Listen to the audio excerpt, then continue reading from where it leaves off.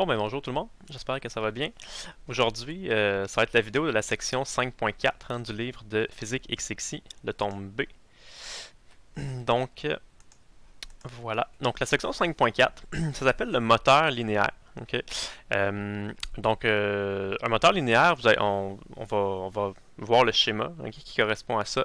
Ça va ressembler beaucoup au schéma qu'on a déjà vu là, dans les sections précédentes. Un moteur linéaire, ça existe pour vrai. Ça ressemble à ça dans la vraie vie. On peut brancher ça dans un ordinateur, par exemple, là, avec évidemment de l'alimentation électrique. Et ça peut faire déplacer là, bon, tout simplement une pièce là, comme ça, soit vers la gauche, soit vers la droite. Donc on fournit un courant électrique et ça produit un certain un mouvement de forme, un mouvement qui est linéaire. Il existe plein de sortes de moteurs. Ça, c'en est un exemple qui est relativement simple et facile à comprendre. C'est pour ça qu'on traite ce type de moteur-là aujourd'hui, à la section 5.4. Donc avant de se plonger vraiment là, dans la section 5.4, juste rappeler un petit peu ce qu'on a fait dans les précédentes sections, parce que tout est en lien, là, pas mal les notions qu'on a vues vont être utilisées là, pour comprendre un petit peu qu'est-ce qui se passe ici. Donc rappel, c'est qu'à la section 5.1, on a vu la loi de Lenz. Et la loi de Lenz, ça disait que bon, le champ magnétique induit à l'intérieur d'un cadre va toujours s'opposer à la variation du flux magnétique externe. Et d'ailleurs, on avait vu que c'était une des façons de comprendre là, quand on a fait la section 5.3 la dernière fois. On avait parlé là, de ce qui s'appelle le générateur linéaire. On avait compris que si on prend le petit barreau ici puis qu'on le tire vers la droite, ben ça va augmenter l'aire du cadre et ça va faire une variation du flux magnétique là, qui entre dans l'écran. Et c'est pour ça qu'on va avoir un champ magnétique induit qui va sortir de l'écran. Et avec la règle à main droite, on voit que ça va produire un courant qui est induit dans le sens anti-horaire, comme on le voit ici sur le schéma. Fait qu'on est capable de comprendre ça, dans quel sens va circuler le courant induit pendant qu'on est en train de tirer sur le barreau. Donc ça se comprend avec la loi de Lenz, section 5.1. Mais ça ne nous permet pas encore de savoir ça va être quoi le courant. Combien d'ampères vont circuler dans le schéma ici. À la section 5.2, on avait un truc qui s'appelle la loi de Faraday. Et là, on était capable de véritablement là, calculer c'est quoi l'électromotance induite. Ça fonctionnait avec la variation du flux magnétique en fonction du temps, la dérivée du flux magnétique par rapport au temps. Donc là, on était capable de calculer vraiment l'électromotance induite, donc le nombre de volts qu'il allait avoir. C'est comme si le barreau se comportait un peu comme une pile avec une certaine électromotance. Et là, on était capable de calculer le courant. Et on avait vu finalement la section 5.3 qu'il y avait une façon un peu plus rapide de faire ça, qui fonctionne dans les situations où votre barreau, le vecteur vitesse et le vecteur champ magnétique sont tous à 90 degrés l'un de l'autre, ce qui est le cas ici. On avait vu que dans cette situation-là, c'était un petit peu plus rapide. On n'avait pas besoin de calculer là, nécessairement le flux magnétique puis la dérivée du flux magnétique par rapport au temps. On a prouvé là, que ça revenait tout simplement à calculer le produit de module du vecteur vitesse fois le module du champ magnétique fois L étant la longueur du barreau. Bref, on avait été capable de calculer l'électromotance induite dans un barreau qui se déplace à une certaine vitesse V dans un champ magnétique et ça nous avait aidé à comprendre là, ce qui se passait dans le générateur linéaire. Ça, c'était à la section 5.3 qu'on avait fait ça. Aujourd'hui, à la section 5.4, on va travailler avec le même système. Donc, encore une fois, une espèce de cadre là, conducteur qui est en forme de U. Un barreau aussi, ici, qui est conducteur, qui est juste comme déposé sur le cadre en U, qui peut se déplacer librement, là, sans frottement, vers la gauche ou vers la droite. La différence, c'est que ce qu'on a vu à la section 5.3, c'est ce qu'on appelle un générateur linéaire. Un générateur, c'est quoi? C'est que vous allez, si vous voulez, dans votre système, là, vous allez comme, si on veut, là, injecter du travail mécanique. Et ce qui va en sortir, là, ce qui va être produit, c'est du courant électrique. C'est ça qu'on avait dit. On avait dit, là, on imagine qu'on a une personne qui, avec sa main, là, prend le barreau comme ça et le tire vers la droite. Fait que c'est la personne qui va forcer. Donc, il va y avoir un travail mécanique qui va être fait. Et en tirant sur le barreau comme ça, le travail mécanique va être transformé en courant électrique. Donc, ça va... ce courant électrique-là va éventuellement se transformer ici en chaleur là, par effet Joule. Mais c'est véritablement un exemple où vous avez un travail mécanique qui a été converti en courant électrique. Donc on appelle ça un générateur. Quand on veut produire du courant électrique, là, on appelle ça un générateur. Ça, c'est la section 5.3 qu'on a vu ça. Et aujourd'hui, ce qu'on va voir, la section 5.4, c'est un peu exactement le contraire. Et on va appeler ça cette fois-ci un moteur linéaire. Et vous voyez, c'est le même système, en gros. Sauf que la différence, c'est que là, on va venir placer nous-mêmes une pile ici, avec une certaine électromotance dans notre système. Ça va produire un courant. Et comme il y a un courant qui va circuler dans le barreau ici, et ce barreau-là est placé dans un endroit où il y a un champ magnétique. Et là, il va donc y avoir une force magnétique sur le barreau. Et qu'est-ce qui va arriver? Bien évidemment, le barreau va se mettre en mouvement. Donc ici, vous voyez, c'est vraiment le contraire. Les mots ont été inversés. Fait que là, cette fois-ci, on va comme injecter du courant électrique dans notre système en se servant d'une pile. Et ça va avoir comme effet de produire un travail mécanique. Ça va faire en sorte qu'un barreau va se déplacer. Okay. Donc, vous allez voir qu'il y a toujours moyen là, de... Quand vous avez un système, une petite machine mécanique, un petit principe de fonctionnement, il y a toujours moyen de le faire fonctionner de deux façons. Okay. Soit on peut utiliser ça comme un générateur, donc s'arranger pour que on exécute un travail mécanique et ça produit du courant électrique. Ou on peut le faire fonctionner dans le mode moteur, si vous voulez. Donc on peut plugger une pile là-dedans, donner du courant électrique et ça va avoir comme effet de produire un travail mécanique. Okay. À la section 5.4 aujourd'hui, là, on va parler, en fait, section 5.3 et 5.4, on vous a montré là, ce qu'on appelle des générateurs linéaires et un moteur linéaire. Donc on voit des systèmes qui sont linéaires parce que c'est peut-être un petit peu plus facile à comprendre, c'est plus simple, c'est plus limpide, c'est un peu plus académique. Là. Mais évidemment, dans la vraie vie, on est capable de faire des générateurs et des moteurs qui ne sont pas uniquement linéaires. Hein. On peut en faire des moteurs qui sont rotatifs, par exemple. Un bel exemple de ça, puis c'est bien, l'image est belle, là, je trouve, c'est une éolienne et un ventilateur. Okay. Ben, une éolienne, c'est un exemple d'un générateur linéaire. Fait que comment ça marche une éolienne? C'est que avec le vent souffle et le vent fait tourner les pales de l'éolienne. Donc là, c'est vraiment, c'est les pales qui vont tourner. Fait que c'est un travail mécanique. Et ce que ça fait une éolienne, vous le savez probablement, ça produit du courant électrique. Et c'est comme une alternative là, au barrage hydroélectrique, par exemple. C'est une façon de produire de l'électricité. Donc, on appelle ça un générateur. Fait que c'est encore un bel exemple. C'est du travail mécanique qui se transforme en courant électrique. Okay. Mais évidemment, on est capable de faire exactement l'inverse. Quand vous avez un ventilateur à la maison, par exemple, qu'est-ce qui se produit? Bien, ça, c'est un moteur. Okay? C'est pas un moteur linéaire, c'est un moteur rotatif. Là. Mais c'est le même principe. C'est que vous branchez votre ventilateur dans l'électricité. Donc, vous fournissez un courant électrique. Okay?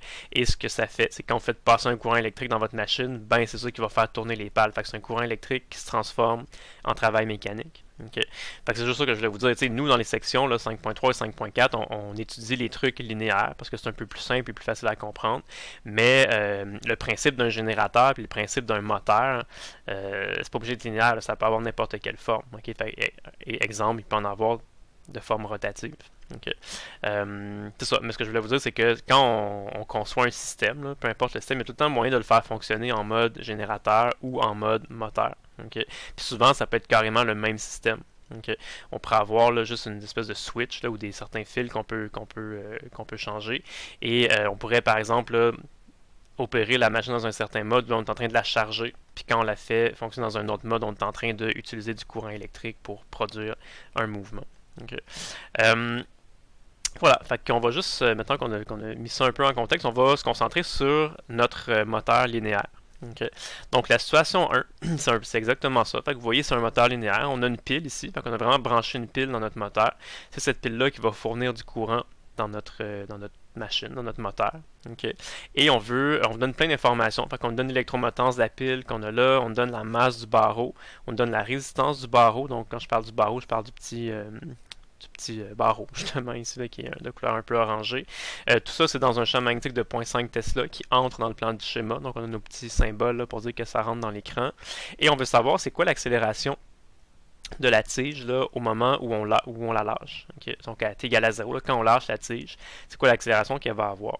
Et on suppose qu'il n'y a pas de frottement puis qu'il n'y a pas de gravité, ou en tout cas que la gravité ne va pas gêner le mouvement du barreau. Donc on imagine qu'on est dans un monde idéal, là, pas de frottement de l'air, rien de ça. Il n'y a pas de frottement entre le barreau et le petit rail ici. Là, tout est beau, tout est parfait, il n'y a pas de frottement.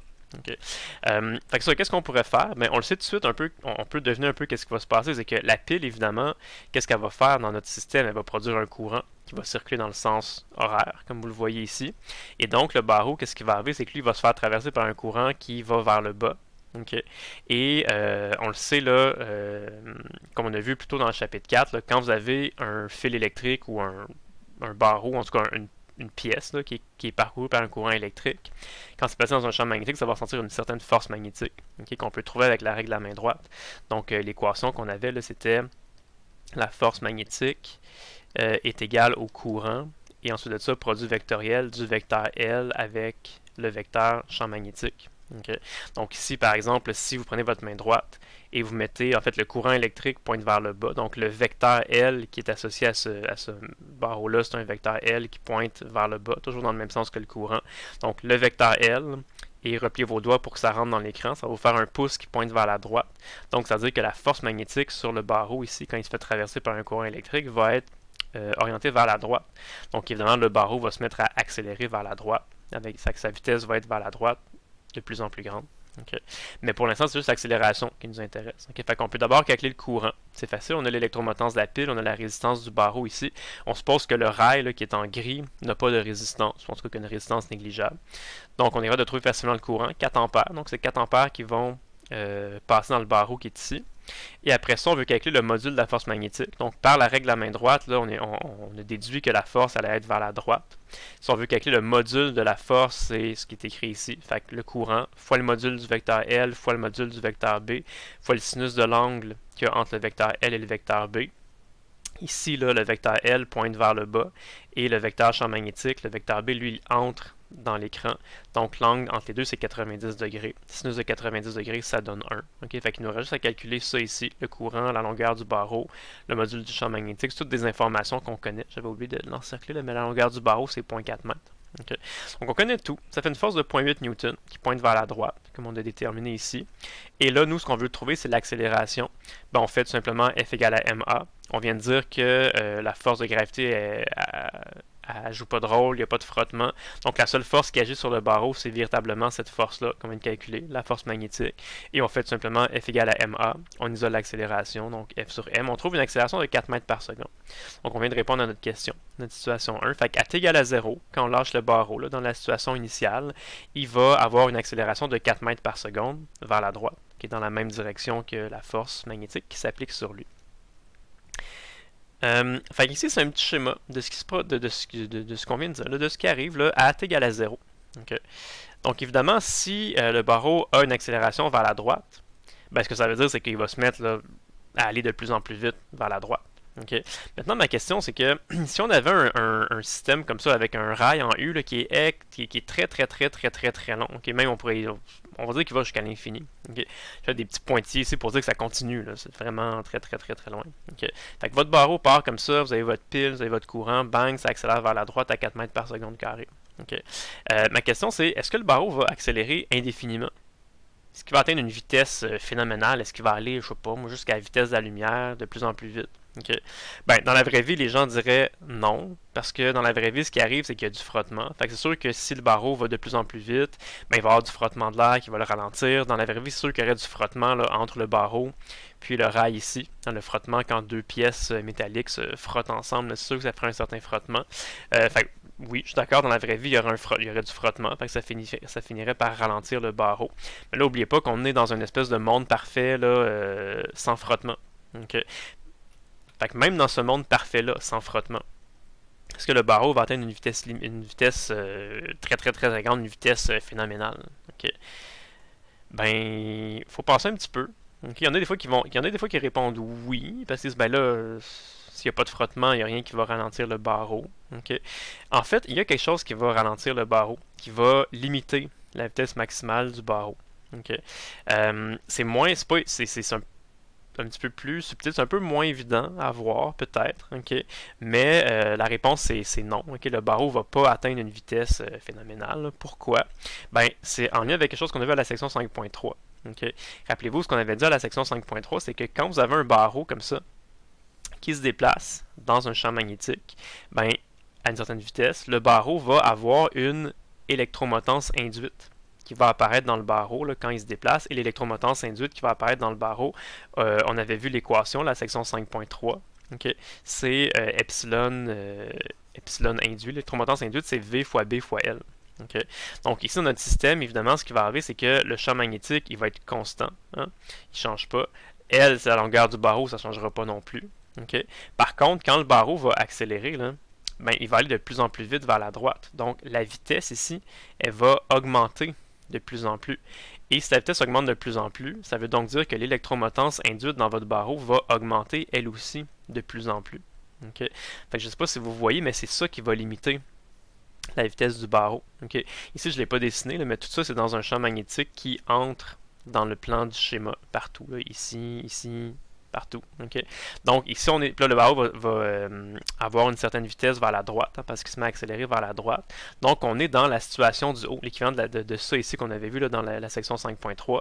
Donc, l'électromotance induite dans le barreau va être dirigée vers le haut. Okay? Pareil comme si on avait une pile là, branchée avec la borne positive en haut et la borne positive en bas. Donc, qu'est-ce qui va arriver? Imaginez, ben, c'est ça, c'est qu'au début, là, la vitesse est égale à 0. Okay? Dans la situation initiale, à t égale à 0, là, on lâche le barreau, il était immobile au début, donc la vitesse est égale à 0. Si la vitesse est égale à 0, il n'y a pas d'électromotance induite dans le barreau. Fait que la seule électromotance dans le problème, c'est notre 12 volts qu'on a ici, la pile. Fait que ça fait un courant de 4 ampères. Okay? Mais là, le barreau va acquérir une certaine vitesse. Okay? Quelques instants plus tard, moi j'ai fait les calculs pour vous, là, je vous le dis, là, donc quand le barreau va avoir une vitesse de 15 mètres par seconde vers la droite, il va avoir une électromotance induite qui est égale à 3 volts. Okay? Fait que là, vous avez une électromotance induite ici de 3 volts. Ici, vous avez 12 volts. Fait que 12 volts, c'est encore plus fort que 3 volts. Okay? Mais ce qui va arriver, c'est que là, le courant, vous voyez, il est rendu seulement 3 ampères. Okay? Pourquoi? Parce que si vous avez une pile de 12 volts qui essaie de faire du courant dans le sens horaire, et en même temps une pile de 3 volts qui essaie de faire du courant dans le sens anti-horaire, mais vous avez comme deux piles qui se battent une contre l'autre, si vous voulez. Okay? Donc le résultat net, ce qui arrive, c'est que évidemment c'est cette pile-là qui va quand même gagner, parce que c'est elle qui est la plus forte. Fait qu'elle va quand même réussir là, au total à faire passer un courant dans le sens anti-horaire, mais le courant va être moins fort. Okay? En fait, ce qui arrive, c'est que si vous avez une 12 volts comme ça, puis une 3 volts comme ça, c'est vraiment l'équivalent d'avoir une seule pile de 9 volts, par exemple, qui veut faire du courant dans le sens horaire. Juste la soustraction en 12 volts moins 3 volts, c'est comme si vous avez une seule pile de 9 volts qui essaie de faire du courant comme ça. On a dit tout à l'heure que la résistance du barreau, c'était 3 ohms. C'était écrit dans la question. Okay. La résistance du barreau ici, c'est 3 ohms. Fait qu'une pile de 9 volts dans un barreau de 3 ohms, ça ferait un courant de 3 ampères. Okay. Donc c'est pour ça que, puis après on pourrait même recalculer l'accélération. Si vous avez un courant de 3 ampères, l'accélération va être un petit peu plus petite. L'accélération est reliée directement au courant. Donc il y aurait une accélération de 3 mètres par seconde carré. Okay. Fait que vous voyez ce qui va arriver, hein, c'est que vous voyez bien l'idée, c'est que plus que le barreau va aller vite, plus que son électromotance induite va augmenter, et plus que l'accélération du barreau va diminuer. Okay. Et est-ce que vous êtes capable de prédire qu'est-ce qui va arriver? Ben là, vous voyez peut-être que, ok, oui, ça va atteindre une certaine vitesse limite, éventuellement. Okay. Puis, quand est-ce que ça va arrêter, ce phénomène-là? Okay. Ben, ça va arrêter quand l'accélération aussi va être égale à 0. Okay. Quand ça va arrêter d'accélérer, ça veut dire que le barreau va juste va atteindre une vitesse constante. Et ensuite, il va juste continuer à la vitesse constante. Mais qu'est-ce qui va arriver de spécial, là? Par exemple, avec l'électromotance ici, est-ce que vous le savez, ça va être quoi la condition, ou qu'est-ce qui va se passer là, avec l'électromotance induite ici, lorsque le système va atteindre sa vitesse limite? Okay. Ben, si on y réfléchit, ce qui va arriver, c'est que la vitesse limite va être atteinte quand l'électromotance induite dans votre barreau va devenir exactement égale à l'électromotance qui est ici, qui est branchée dans votre système. Okay? Parce que quand ça va se produire, cette affaire-là, quand votre barreau va aller tellement vite que ça va faire en sorte que l'électromotance induite ici va être égale à celle-ci, 12 volts par exemple, dans notre exemple. Mais là, si vous avez une pile de 12 volts ici qui essaie de faire du courant dans le sens horaire, et une pile de 12 volts qui essaie de faire ici du courant dans le sens anti-horaire, les deux piles vont exactement s'annuler. Donc, résultat, il y aura 0 ampère, il n'y aura aucun courant qui va se déplacer dans le barreau. Donc, s'il n'y a aucun courant, il n'y a aucune force magnétique sur notre barreau, donc il n'y a aucune accélération non plus. Si le barreau a une accélération de 0 mètre par seconde carré, ça veut dire qu'il n'accélère plus, sa vitesse ne change plus, et donc il va juste se maintenir à une certaine vitesse qui est constante. Okay. Et on pourrait la calculer, cette vitesse-là. En fait, c'est la vitesse qui fait en sorte que l'électromotance induite dans notre barreau est égale à 12 volts. Et la vitesse limite, ça se calcule facilement parce qu'on a une relation là, entre l'électromotance induite et la vitesse. Okay. Donc d'ailleurs, ça c'est la question de la situation 2. Je vous ai fait un petit peu le truc de manière qualitative là, pour vous faire cheminer votre raisonnement. Là. Mais c'est ça, si on veut le faire par calcul, ce qu'on pourrait dire justement, c'est que quand la vitesse limite de la tige va être atteinte, okay, on est capable de déduire que c'est quand l'électromotance induite va être égale à l'électromotance de la pile. Okay. Ça, on pourrait l'obtenir en disant, ben, quand la vitesse limite va être atteinte lorsque la somme des forces va être égale à 0. La seule force qui agit sur notre barreau dans cette situation-là, c'est la force magnétique. Okay. La force magnétique, c'est égal à I fois L fois B fois le signe de 90 degrés. Mais par contre, le champ magnétique, lui, il ne sera jamais égal à 0 parce que le champ magnétique est constant partout, il vaut 0,5 Tesla. La longueur du barreau, évidemment, ce ne sera jamais 0. Là, le barreau va avoir tout le temps la même longueur. Fait que la seule façon que la force magnétique devienne égale à 0, c'est quand le courant qui traverse le barreau va être égal à 0. Okay, c'est ce qu'on déduit ici. Et comment le courant dans le barreau pourrait être égal à 0? Ben, la seule possibilité, c'est quand l'électromotance induite ici va devenir égale à l'électromotance qu'on a là. Vous voyez, c'est ce qu'on a écrit ici. Okay. Et l'électromotance induite, ou celle-ci, de toute façon les deux vont être égales. Là. On sait que c'est égal à V fois B fois L, l'équation de la section 5.3 et tout simplement on isole la vitesse là-dedans. Donc la vitesse à laquelle le barreau va aller quand ça va se produire, c'est quand la vitesse va être égale à epsilon sur B fois L. Donc 12 volts divisé par 0,5 Tesla fois 0,4 mètres et c'est ça qui donne notre vitesse limite de 60 mètres par seconde que j'avais écrite là, dans l'acétate précédente si je l'avais déjà calculé. Okay. Fait que ça vous donne une idée un petit peu de ce qui se produit. Okay, c'est cool de comprendre que c'est quand l'électromotance induite va être égale à celle-ci que ça va se produire. Okay. J'ai fait une simulation, j'ai fait une petite mini-simulation, les petits calculs là, en Excel pour vous montrer un petit peu qu'est-ce qui se produit dans cette situation-là. Ça, c'est un graphique de la vitesse en fonction du temps. Okay. Donc, par exemple, vous voyez, à t égale à 0, le barreau était immobile. Okay.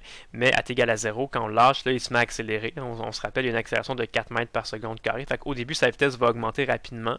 Mais vous voyez, ça ne va pas juste augmenter comme ça de manière linéaire, sans arrêt, puis atteindre des vitesses phénoménales. Ben, en fait, ce qui se produit, c'est que, bon, justement, là, plus qu'il va vite, plus que l'électromotance induite dans le barreau devient grande, donc plus que l'accélération diminue. C'est pour ça que la pente de la courbe ici, là, de votre graphique de vitesse, ça diminue de plus en plus. Et même, éventuellement, là, après un certain temps, vous voyez que le graphique de vitesse va vraiment plafonner. Là, ça va atteindre une valeur limite qui est égale à 60 mètres par seconde dans ce cas-ci. Donc, ça fait un graphique avec une asymptote, là, comme on appelle en mathématiques, une asymptote qui est à une vitesse de 60 mètres par seconde. Okay. Et quand on est rendu ici, là, quand votre vitesse a atteint sa vitesse limite, ben, la pente du graphique s'est rendue 0. Okay. Et on sait que par exemple l'accélération c'est égal à justement la dérivée, c'est la dérivée de la vitesse par rapport au temps. Donc vous avez déjà vu ça là, en physique mécanique, c'est juste un petit rappel en passant. Donc l'accélération c'est la dérivée de la vitesse en fonction du temps. Ici on a un graphique de vitesse en fonction du temps. Donc la dérivée de la vitesse en fonction du temps et donc l'accélération, ben, sur un graphique de vitesse en fonction du temps, c'est tout simplement égal à la pente de votre graphique. Okay. Et ici, vous voyez que quand votre vitesse a atteint la vitesse limite, justement, là, la pente est devenue égale à 0. C'est-à-dire que la dérivée est égale à 0, c'est-à-dire que l'accélération est égale à 0. Fait que tout ce qu'on vient de dire se tient ensemble. Là, puis on peut juste analyser ce petit graphique-là. Okay. Fait que là, maintenant que vous comprenez bien qu'est-ce qui se passe dans la situation standard de base, quand vous avez seulement un barreau et une pile. Okay. On va juste rajouter un petit élément de difficulté à la situation 3 et à la situation 4. Okay. C'est qu'on veut, c'est encore le même système, là, une pile, c'est les mêmes chiffres, une pile de 12 volts qui est reliée avec le barreau, tout ça. Sauf que cette fois-ci, on va faire deux choses. Okay. On va imaginer que on a une force supplémentaire qui s'exerce sur le barreau. Okay. Une force de 0,2 newton. Ça pourrait être par exemple une personne qui force sur le barreau, ça pourrait être peu importe, une force, okay, une force externe qui s'applique sur le barreau. Okay. On va regarder qu'est-ce qui se produit si cette force de 0,2 newton là s'applique vers la gauche ou vers la droite. Okay. Ben déjà, qualitativement, on s'en doute un peu qu'est-ce qui va se passer. Si la force de 0,2 newton s'applique vers la gauche, ben ça va avoir tendance à ralentir le barreau. Okay. Fait que probablement que le barreau va atteindre une vitesse limite qui va être plus petite que notre vitesse ici. Ici, la vitesse limite, c'est 60 mètres par seconde. Fait que quand la force va forcer vers la gauche, la vitesse limite, c'est sûr qu'elle va être plus petite que 60 mètres par seconde. Si vous regardez la réponse, on le voit déjà, c'est 45 mètres par seconde, mais on va l'expliquer tantôt. Et après ça, on va faire la situation B. Ben, le numéro B. Si la force de 0,2 newton force vers la droite, qu'est-ce qui va arriver? Ben là, probablement qu'on s'attend à trouver une vitesse limite qui va être plus grande que 60 mètres par seconde. Okay. Mais comment on fait pour raisonner ça? Okay, ben, encore une fois, la condition qu'on a exprimée tout à l'heure va être la même. C'est-à-dire que la vitesse limite du barreau va se produire quand l'accélération du barreau va être égale à 0. Okay? Là, ce ne sera pas exactement quand l'électromotance ici va être égale à l'électromotance induite. La condition est légèrement modifiée en raison de la force qu'on a appliquée là. Mais ce qui va être quand même certain, c'est que quand le barreau va atteindre sa vitesse limite, c'est quand l'accélération va être égale à 0. Et quand l'accélération est égale à 0, c'est quand la somme des forces est égale à 0. Okay? Et ici, il y a seulement deux forces qui s'appliquent sur notre barreau. Il y a la force magnétique ici, qui, elle, va varier en fonction de la vitesse. Okay? Et la force ici, qui est une force constante. Hein? C'est une force qu'on suppose constante qu'on applique sur notre barreau. Bref, fait que pour que la force totale soit égale à 0, pour que la somme des forces soit égale à 0, ben, sachant que cette force-là vaut 0.2 newton, c'est facile de comprendre que c'est quand notre force magnétique va être égale à 0.2 newton vers la droite sur notre barreau que le système va avoir atteint sa vitesse limite. Okay. Ça fait juste changer la condition de tout à l'heure. Tout à l'heure, c'est quand la force magnétique est égale à 0. Là, c'est quand la force magnétique va être égale à 0.2 newton vers la droite, de sorte que la somme des forces soit égale à 0. Okay. La force magnétique qui s'exerce sur le barreau, on sait c'est quoi, on l'a calculé tout à l'heure, on peut juste la recalculer. On calcule dans le fond le courant. Okay. Ça donne un courant de 1 ampère vers le bas. Si vous voulez que la force soit dirigée vers la droite, là, si vous faites la règle de la main droite, il faut que le courant soit vers le bas. Parce que vos doigts vers le bas, vous repliez vos doigts dans le sens du champ magnétique qui entre dans l'écran, ça fait un pouce qui pointe vers la droite. Okay. Fait que pour avoir une force de 0.2 newton vers la droite, c'est sûr que ça prend un courant de 1 ampère qui est vers le bas. Okay. Si le courant est vers le bas, ça veut dire que l'électromotance ici va être plus grande que l'électromotance induite. Okay? Donc, on a posé ici qu'il faut que la différence des deux électromotances doit être égale à RI. Okay? Et là, on isole l'électromotance induite, ça fait que l'électromotance induite est égale à epsilon moins RI. Ça, c'est tous des chiffres qu'on connaît. Okay, on sait que le courant doit être 1 ampère vers le bas, donc c'est le courant qu'on a ici. Et l'électromotance d'appel qui est là, la résistance du barreau qui est 3 ohms. Donc ça nous fait une électromotance induite de 9 volts. Donc quand l'électromotance induite ici va être égale à 9 volts, ben là, c'est là qu'on va avoir un courant de 1 ampère qui va circuler vers le bas, puis c'est là que la force magnétique va être égale à 0.2 newton et que l'accélération va être égale à 0 puis que la vitesse limite va être atteinte. Okay? Et une fois qu'on a ça, ben on a presque fini parce que l'électromotance induite, on sait que c'est égal à B fois L fois V. On isole V, on calcule et voilà, on vient de trouver notre vitesse limite, 45 mètres par seconde. Okay? Ce qui est intéressant, c'est de faire le numéro B. Okay? Le numéro B, c'est bizarre, c'est que là, imaginez qu'on a ça, on applique encore une force de 0.2 newton, mais cette fois-ci, la force de 0.2 newton, elle ne pointe pas vers la gauche, elle pointe vers la droite. Okay? Fait que si vous appliquez une force de 0.2 newton vers la droite, puis que vous cherchez c'est quoi la vitesse limite du barreau, on se doute que ça va être une vitesse limite qui va être plus grande que 60 mètres par seconde. Okay? Comment on va faire pour raisonner? Ben, encore une fois, toujours la même chose. Hein? On sait que la vitesse limite va être atteinte lorsque la somme des forces va être égale à 0. Okay? Ici, ce qui est différent par contre, c'est que si vous avez une force de 0.2 newton qui pointe vers la droite, puis vous voulez que la force résultante soit égale à 0, qu'est-ce que ça implique? Ben, ça implique que la force magnétique là, va donc falloir qu'elle soit égale à 0.2 newton vers la gauche. Hein? Pas vers la droite, comme dans cette situation-là, vers la gauche. Parce que c'est votre force externe qui pointe vers la droite.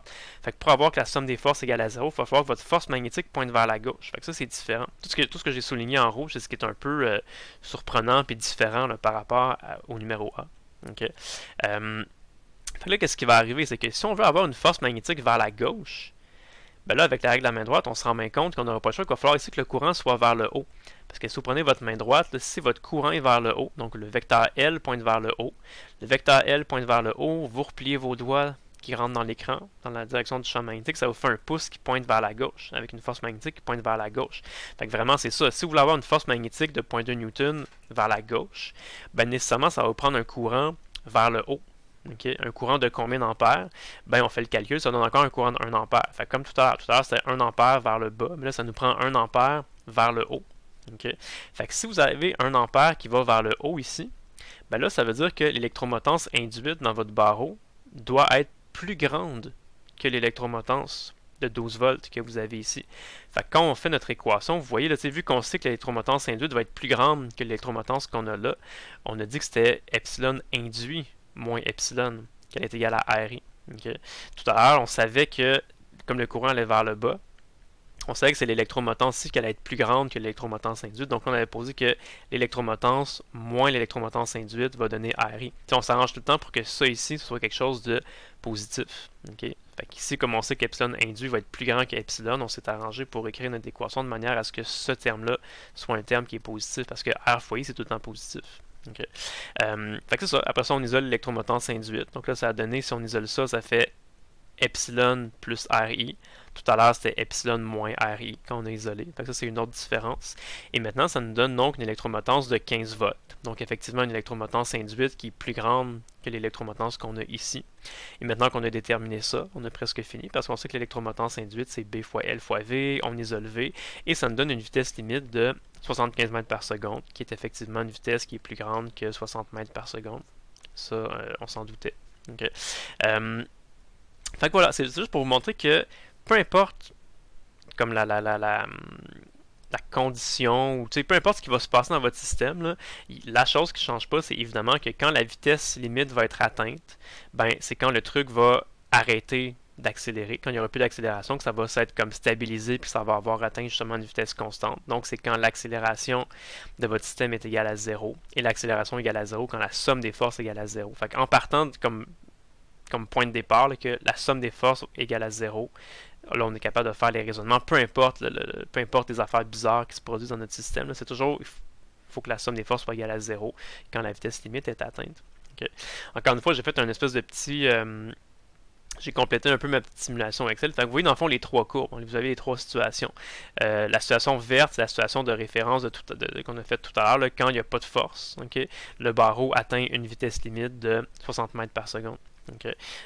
Dans le graphique qui est bleu ici, c'est quand vous avez une force de 0.2 Newton qui force vers la gauche. Donc là, on a vu que ça allait correspondre à une vitesse maximale de 45 mètres par seconde, donc plus petite que 60 mètres par seconde. Et quand vous avez une force de 0.2 Newton qui est vers la droite, ben là, ça va correspondre à une vitesse limite qui est plus grande. Okay. Mais vous remarquez quand même que peu importe la vitesse limite qui est atteinte, là, le système se comporte quand même toujours pas mal de la même façon. C'est qu'au début, il part avec une vitesse égale à 0. Et là, sa vitesse, au début, elle augmente rapidement. Mais après ça, ça se stabilise et après quelques secondes, au bout de à peu près une minute, là, à peu près au bout de après 60 secondes à peu près, là, ben, le système va atteindre une vitesse limite. Okay? Fait que ça fait pas mal la même forme de graphique, c'est juste que des fois la vitesse limite, la vitesse atteinte est un petit peu plus grande ou un petit peu plus petite là, que la situation où il n'y aurait pas de force. Okay.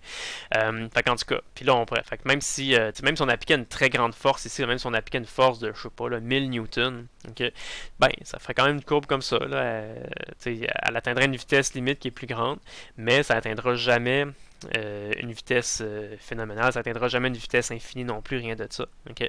Puis ça, tout ça, rappelez-vous que tout ce qu'on est en train de discuter ici, c'est tout dans la supposition là, où on est dans une espèce de monde parfait, là, où il n'y a pas de friction, puis qu'il n'y a pas de frottement, puis la force de frottement est tout le temps égale à 0. Okay? Même dans un monde, on va dire, parfait, idéal, où il n'y aurait pas de frottement, ben, les vitesses seraient quand même limitées par des phénomènes d'induction électromagnétique là, qui se produisent dans les circuits et dans les petits dispositifs que vous avez là. Okay? Donc, c'est juste pour vous rappeler que dans la vie, il n'y a rien de parfait. Okay? Fait qu'il n'y a aucune machine, là, quelle qu'elle soit, qui va vous permettre d'atteindre une vitesse infinie ou quelque chose comme ça. On est tout le temps limité par des principes de physique. C'est comme l'induction électromagnétique là, qui va limiter un petit peu les vitesses maximales qui peuvent être atteintes là, par ces genres de montage-là. Okay. Fait que ça fait le tour de la section 5.4. Donc on a vu toute la matière là, nécessaire qui est à avoir dans cette section-là. Juste pour vous donner une idée à quoi ça va ressembler les problèmes, là, ben, l'exercice 5.4.2 par exemple, là, qui est le problème de la série principale. Ben, vous voyez, vous reconnaissez, c'est un moteur linéaire. Okay? Donc c'est une pile qui passe dans un cadre comme ça avec un barreau qui peut se déplacer. La différence, c'est que nous on a vu un système qui est plus horizontal. Okay? Ici c'est comme un moteur linéaire qui est plus vertical. Okay. En fait, on appelle ça un moteur linéaire gravitationnel parce que la force qui va tirer sur le barreau, c'est pas une personne avec sa main qui va tirer dessus, c'est tout simplement la gravité. Dans le barreau, là, il va ressentir une force de gravité vers le bas, une force mg vers le bas. Donc, c'est vraiment la force de gravité qui va tirer sur le barreau. Okay. Et fait que vous savez que si on avait juste, par exemple, un barreau, puis qu'on le laissait tomber comme ça, là, dans le champ gravitationnel terrestre, il y aurait une accélération vers le bas là, de 9,8 mètres par seconde carré. Okay? Mais ici, en plus, on branche ça dans une pile. Fait que cette pile est placée comme ça va faire un courant qui va dans le sens anti-horaire. Fait que même au début, là, c'est une des questions qu'on vous demande de mesurer de l'accélération au moment où on lâche la tige. Okay? Fait qu'au début, là, t égale à 0, vous allez avoir un courant ici qui va vers la gauche. Puis si vous regardez ce qui arrive avec la règle de la main droite, le courant va vers la gauche, donc le vecteur L aussi pointe vers la gauche. Ça fait donc une force sur le barreau. Si vous mettez avec votre main droite, là, vous pointez vos doigts vers la gauche, vers le vecteur L. Vous repliez vos doigts pour qu'ils rentrent dans l'écran, face au champ, dans la même direction que le champ magnétique. Ça vous fait un pouce qui est vers le bas. Fait qu'au début, là, vous allez avoir une force magnétique qui pointe vers le bas. Fait que si vous avez la force de gravité plus la force magnétique qui pointe vers le bas, okay, ça va vous faire une force résultante qui pointe vers le bas qui est plus grande que la force magnétique. Donc, qu'est-ce que ça veut dire? Ça veut dire qu'au début, là, à t égale à 0, vous allez avoir une accélération qui pointe vers le bas qui est plus grande que 9,8 mètres par seconde carré. Okay. Mais après ça, ce qui va arriver éventuellement, c'est que justement, en tombant de plus en plus vite, le barreau ça va se stabiliser et ça va atteindre une certaine vitesse limite. C'est ça que vous voulez calculer là, au numéro B. Okay. Puis, ça fait que c'est cool de comprendre un peu qu'est-ce qui se passe, c'est que ça va atteindre une vitesse limite parce que éventuellement, ce qui va arriver, c'est que tout malgré le fait que le barreau tombe comme ça puis qui est entraîné par la force de gravité, on sait que si on fait une espèce de lien avec physique NY, on sait que quand le barreau tombe comme ça, au fur et à mesure qu'il tombe, là, ce qu'il fait, c'est qu'il perd de l'énergie potentielle. Okay? Puis normalement, ce qui arrive là, quand on fait de la conservation en physique mécanique, c'est que l'énergie potentielle gravitationnelle qui est perdue quand un objet tombe, ça se transforme en énergie cinétique. Okay. C'est juste un transfert direct. Fait que l'énergie, si vous perdez 100 joules d'énergie potentielle, ça se transforme en 100 joules d'énergie cinétique. C'est pour ça que quand vous laissez tomber un objet puis qui n'est pas dans un système ou un circuit, quelque chose comme ça, il accélère. Fait que plus qu'il tombe, plus qu'il va vite. Okay. Mais ici, ce qui va arriver, c'est que votre énergie potentielle que vous allez perdre, elle ne va pas se transformer en énergie cinétique. En fait, elle va se transformer en deux choses. Elle va se transformer un petit peu, elle va être utilisée pour produire du courant. Okay. Et une certaine partie va être utilisée pour aller en énergie cinétique. Mais après un certain temps, quand ça va se stabiliser, c'est qu'il n'y aura plus d'énergie disponible pour aller faire d'énergie cinétique. Toute énergie va être utilisée pour aller produire du courant. Okay. C'est pour ça que l'énergie cinétique, à partir d'un certain moment, elle va cesser d'augmenter. Fait que votre truc va juste atteindre une vitesse limite, puis vous allez atteindre une situation où l'accélération est égale à 0. Okay. Ça fait que même si on est en train de faire le cours de physique NYB puis qu'on voit des notions là, de électricité, magnétisme, tout ça, tous les concepts que vous avez vus en physique NYK sont encore bons, sont encore valides. C'est pas parce qu'on est en train de faire de la physique électrique que ce que vous avez vu en gravité, ça marche pas. Je veux dire, il y a juste un seul univers. Là. Dans notre univers, il y a tout. Là. Il y a la gravité, l'électricité, il y a le magnétisme, puis toutes les lois de la physique sont toutes reliées ensemble, puis tout fonctionne bien. Okay. Fait qu'il faut pas penser que genre la gravité c'est une chose, puis que l'électricité c'est une chose complètement différente avec des lois différentes. C'est les mêmes lois qui s'appliquent partout. Là. Il peut y avoir un système qui est soumis en même temps là, aux lois de la gravité, aux lois de l'électricité, aux lois du magnétisme, l'induction électromagnétique, tout ça en même temps. Okay. Parce qu'on habite dans un univers qui regroupe plein de forces et de phénomènes et tout est connecté ensemble, tout est relié. Okay. Donc voilà, donc ça fait le tour de la section 5.4. Donc j'espère que ça vous a aidé à mieux comprendre le principe du moteur linéaire, puis que ça a aidé à améliorer votre compréhension là, de la physique en général, avec les petits liens à la fin là, vers physique NYK. Donc voilà, bonne journée et à la prochaine!